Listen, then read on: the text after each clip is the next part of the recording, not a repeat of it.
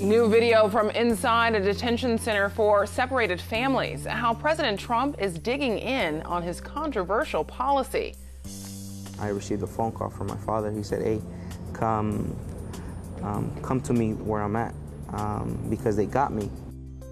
His parents were deported, but he still earned his degree. A new graduate of UC San Diego tells KPBS his story. And a sign that more voters are heading to the polls. New turnout numbers from the primary and what it could mean in November. KPBS Evening Edition starts right now.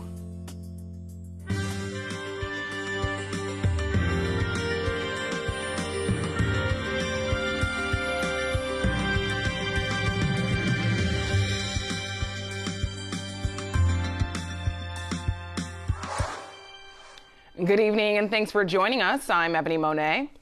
The Trump administration is pushing back against criticism of his family separation policy at the border. Among the critics is former First Lady Laura Bush, who wrote an op-ed calling for the practice to stop. New video provided by the government was released today. This is from inside a holding facility in Texas. Hundreds of children are seen waiting in a series of cages created by metal fencing. Nearly 2,000 children have been separated from families who have attempted to cross into the U.S., some of them seeking asylum. Today, President Trump and the Secretary of Homeland Security blamed Democrats in Congress for the policy. The president's opponent in 2016, Hillary Clinton, also made public comments. The United States will not be a migrant camp, and it will not be a refugee holding facility. Won't be. You look at what's happening in Europe, you look at what's happening in other places, we can't allow that to happen to the United States, not on my watch. We want a merit-based immigration system so that Boeing and Lockheed and all of the people, Grumman, all of the people that are here today, the heads of every company, so that you can hire people on a merit base. You know they're coming in, they're people that came on merit, not based on a lottery or not people that snuck across the border. And they could be murderers and thieves and so much else. So we want a safe country, and it starts with the borders.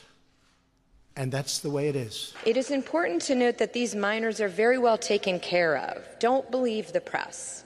They are very well taken care of. You know this, as many of you have detention facilities of your own. Are there any examples of child abuse, you believe? And how could this not be child abuse for the people who are taken from their parents? Not the ones who are sent here with their parents' blessing with the smugglers, and the people who are taken from their parents. Unfortunately, I'm not in any position to deal with, hearsay stories. If someone has a specific allegation, as I always do when I testify, I ask that they provide that information to the Department of Homeland Security. We will look into it. This is a moral and humanitarian crisis. Every one of us who's ever been a parent or a grandparent, an aunt, a big sister, any one of us who's ever held a child in our arms, every human being with a sense of compassion and decency should be outraged. And let's be very clear. This is not happening because of the, quote, Democrats' law, as the White House has claimed. Separating families is not mandated by law at all. That is an outright lie. Both of California's senators are trying to get something done on this issue. Senator Dianne Feinstein has introduced a bill that would end the practice of family separations. She says 49 senators support the bill. None of them are Republicans. And today, Senator Kamala Harris called on Christian Nielsen, the Secretary of Homeland Security, to resign. Senator Harris said under her watch, the government has committed human rights abuses by breaking up families along the southern border. And she has failed to be accountable and transparent with the American people. House Minority Leader Nancy Pelosi visited one of the local detention facilities today. KPBS Frontiers reporter Jean Guerrero has more on the national debate playing out here in San Diego. The Congress members toured a migrant shelter for boys called Casa San Diego, where 10% of the children were separated from their parents. Challenges the conscience of our country. House Minority Leader Nancy Pelosi says the Trump administration is psychologically damaging these children. Do they think these children deserve less than their children do in terms of care and love? And so this is not an immigration issue. This is a humanitarian issue. It's about the children. ¿Dónde dice en la Biblia que debemos de separar a los padres? Congressman Juan Vargas also spoke. He led the tour with the Congressional Hispanic Caucus. The policies that we have on the separation of children from their parents is immoral. It's wrong. No matter what you say about it, it's certainly not biblical. They say only President Trump has the power to put a stop to this practice. Children have been separated from their parents at the border before. But now it's happening by the hundreds each month due to a new zero-tolerance policy that criminally prosecutes anyone who crosses the border illegally. It's leading to the creation of new detention centers for the children. Jean Guerrero, KPBS News. The USS Carl Vinson left San Diego today. The Vinson joins crews from 26 nations from the rim of the Pacific exercise in Hawaii and along the Southern California coast. This operation helps prepare them to secure international waters. Drills include anti-submarine and air defense exercises. The Rim Pacific exercises started back in 1971. The push to repeal the recent gas tax increase was the focus of attention today in Sacramento. Lawmakers held a joint hearing of the Assembly and State Transportation Committee, but not everyone was invited.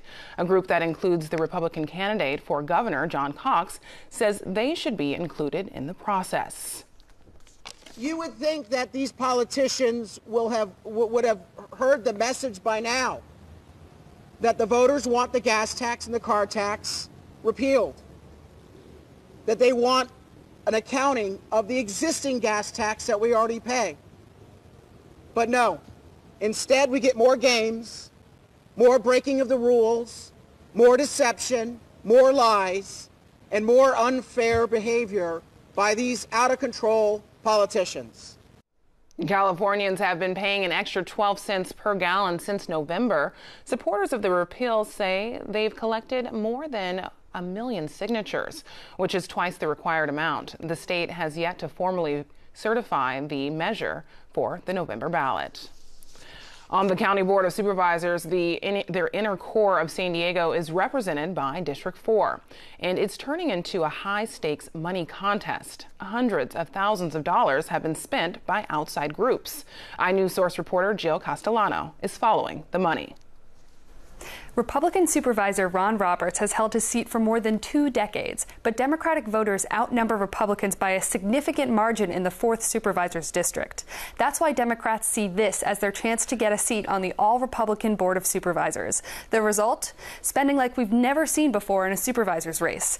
Outside groups have spent $1.2 million.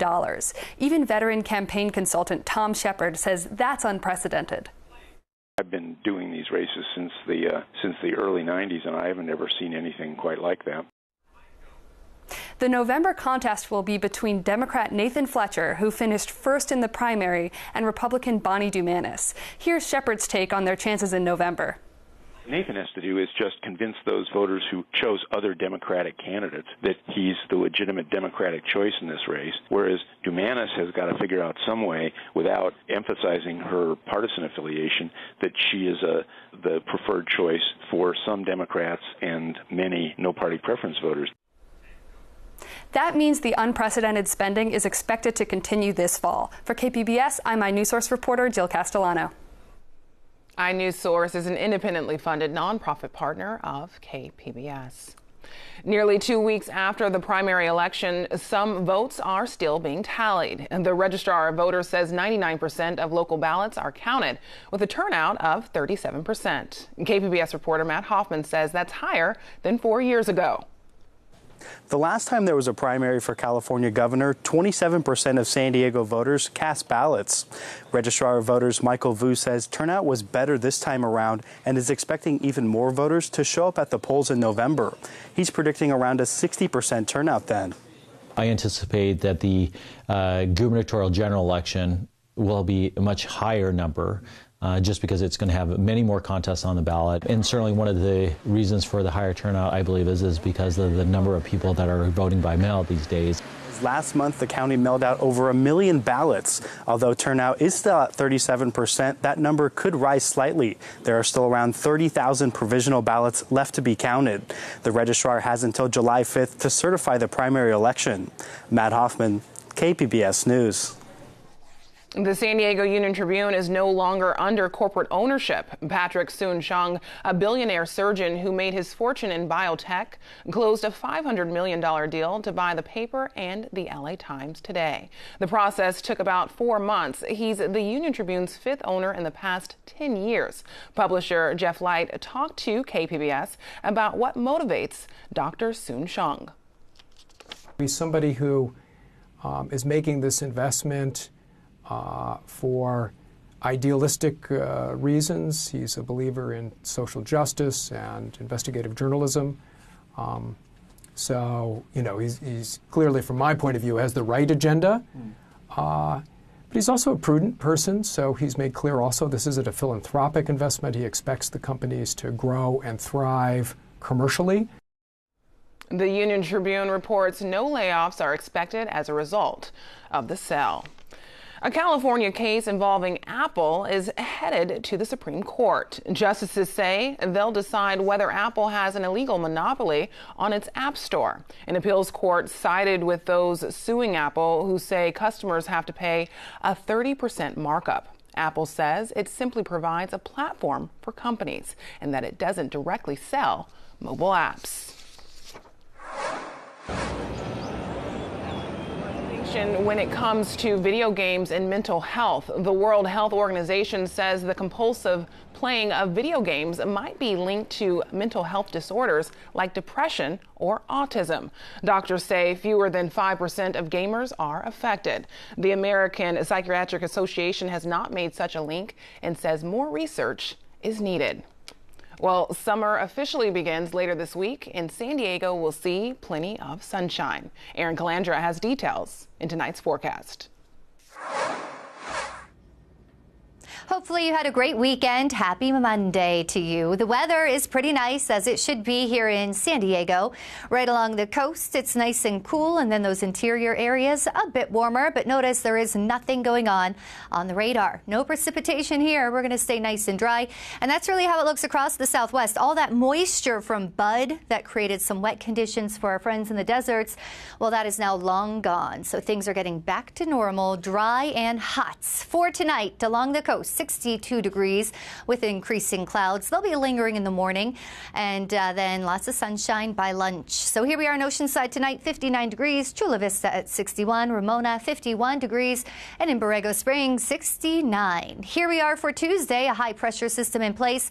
It's going to be hot. Those interior areas, the deserts and also just inland, temperatures will be on the rise. You'll notice it's going to get a bit above average throughout this week, but along the coast it is going to stay very comfortable.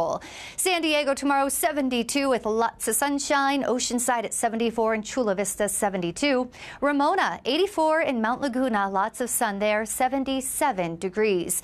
Here's the outlook for late week, and we're just in this dry, hot pattern here on the west coast. So here we are along the coast, 74 on Tuesday. Gets a little bit warmer through Friday, but remains pretty comfortable and sunny each day. Inland, it's going to be warm. By Friday, we're near 90 degrees, so that's a bit above average. It's going to stay sunny and dry. And in the mountains, we're even jumping up to the 80s as well. Friday will be the hottest day of the week, reaching 85 degrees, and then in the desert, scorching hot. We are talking triple digits, 112 on Friday. That will be the hottest day of the week. That is above average, and that is a dangerously hot temperature. All of these temperatures really are. So it's the time of year where you need to check on the elderly neighbors, the kiddos, the pets, make sure everyone is staying hydrated, and also make sure you are spending just a brief time outside and you get back into the AC. For KPBS News, I'm Erin Calandra. Ebony, back to you. Nearly 7,500 students donned their cap and gowns this weekend at UC San Diego. Among them was Leon Sanchez Reyes. He's one of many students who straddled the U.S.-Mexico border, caught between two worlds after his parents were deported. He tells his story in this piece produced by KPBS education reporter Megan Burks. I received a phone call from my father. He said, hey, come to me where I'm at. Because they got me, and I thought my only reasoning was a cop. As I was pulling up, I saw the work truck, but I didn't see him there, nor a cop in sight. What I did see were two black SUVs. An officer was walking towards me, and in his chest he had 3 bold letters, ICE. That was 2 weeks before I actually started here at UCSD. So I knew from that moment that it was a high chance I wasn't even going to go to school. I just sat in the truck, just thinking, just trying to get everything in, let it sink in. And out of frustration, anger built up, I punched the windshield and it cracked. My dad had a small business of landscaping, so I had to keep that up. The day I moved in here, I had to work. I had to, I think I was cutting down a tree. And I remember I put all my stuff, my suitcase, my bed covers and pillows and stuff all inside the truck, and I loaded it, the whole truck, and I came here and I parked at the student center, at the 6th College, and it was the only one with trash in it. I had a roommate that had both their parents. They helped them move everything in, and it was sort of an odd, strange feeling because I knew my parents couldn't be here. And if they were here, they would help me. They would help me move in, get everything sorted out. But it was just solo. Actually, living in the dorms, I would keep my truck and have my work tools. At times, I would put my mower inside my dorm, my chainsaw, my weed whacker, and my roommates would just stare at me. I'm like, don't worry about it. I'll just decide to commute. And I tell them, hey, you know what? I'm not gonna continue living at school. I'll still attend school, of course, but I'm not gonna be in the dorms no more. My morning starts at 3:30. We'd wake up, get our stuff together, and then start driving down from Rosarito all the way to the border. Is about a 20-minute drive maybe. And then depending on the day, we would wait up to 2 hours just to cross. Our goal is to always be here around 7 o'clock because my siblings have school at 7:30. They continue their school here at San Diego.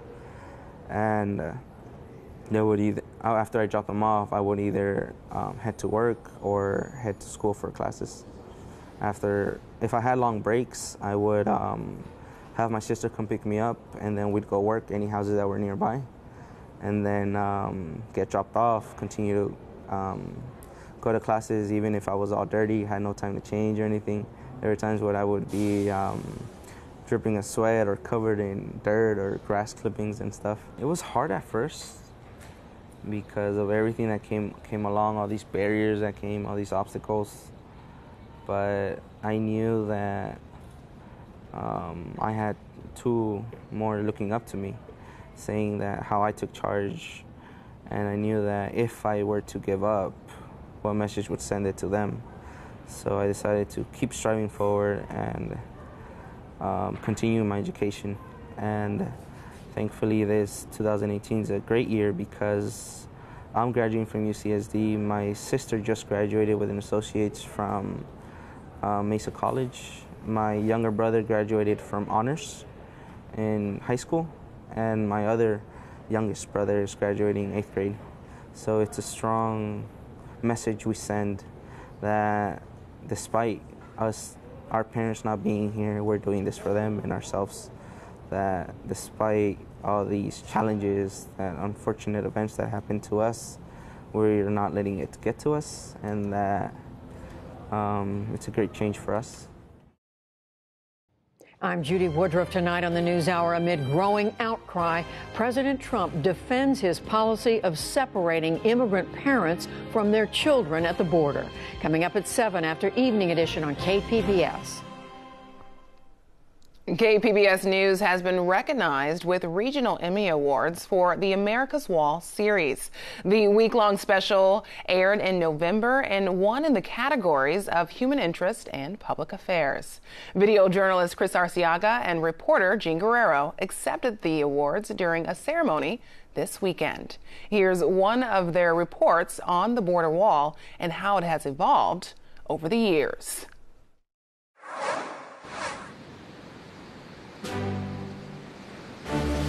Our administration has moved aggressively to secure our borders more. The United States must secure its borders. This is a basic responsibility of a sovereign nation. We have strengthened border security beyond what many believed was possible. This isn't President Trump's wall. This is America's wall. We're going to have strong, incredible borders. We're going to build a wall. It's going to be built. As President Trump looks to build an impenetrable wall, so far only prototypes have been built. For now, his administration has scaled back plans to lengthen the border and instead plans to focus on rebuilding existing barriers, starting in San Diego. So KPBS and iNewsSource teamed up to examine those existing barriers, using what we believe is the most comprehensive data that's ever been released. We wanted to find out if the wall has been doing its job of reducing illegal immigration and drug trafficking. Using multiple Freedom of Information Act requests, we layered information about the wall's construction over time with other records. Our data shows a conspicuous pattern. Over time, America's wall has reduced smuggling wherever it's been built. But it has shifted those flows into gaps between the barriers, into the ocean, into the sky, and even underground. The reality is that the wall simply ensures that there will be ever more creative ways of getting around it. It's largely symbolic because it has not actually stopped the flows. It has redirected those flows, but it gives politicians a very nice backdrop for a photo op to say, look, I'm doing something. Here's an example. San Diego doubled its fencing under President Clinton in the 90s. As a result, in the neighboring El Centro sector, the share of apprehensions rose 500%. Smugglers also started building tunnels under the fence. Tunnel detection peaked in 2009, the same year that fence construction began to plateau under the Bush administration. There were more than 3 times more tunnels discovered that year than through the entire 1990s. It's like a giant game of whack-a-mole, right? They whack them over here and they pop up over there. Apprehensions in the Pacific Ocean also increased that year, by 74%. Smugglers have also used drones, catapults, ramps, and taller ladders. The border between the U.S. and Mexico has existed since 1848. That's when the Treaty of Guadalupe Hidalgo ended the Mexican-American War. But for more than 100 years, the border existed only on paper, with the exception of some barbed wire to stop Mexican cattle from grazing on American crops. Today, the wall is made of different materials, all meant to do different things. For example, pedestrian fencing.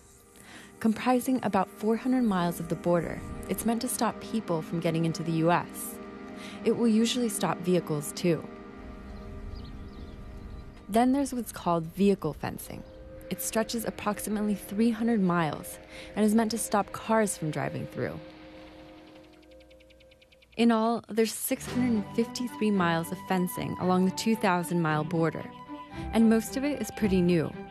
About 97% of America's wall was built during the past 3 administrations.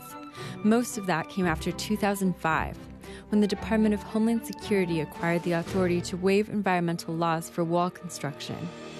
It cost about $7 billion to build.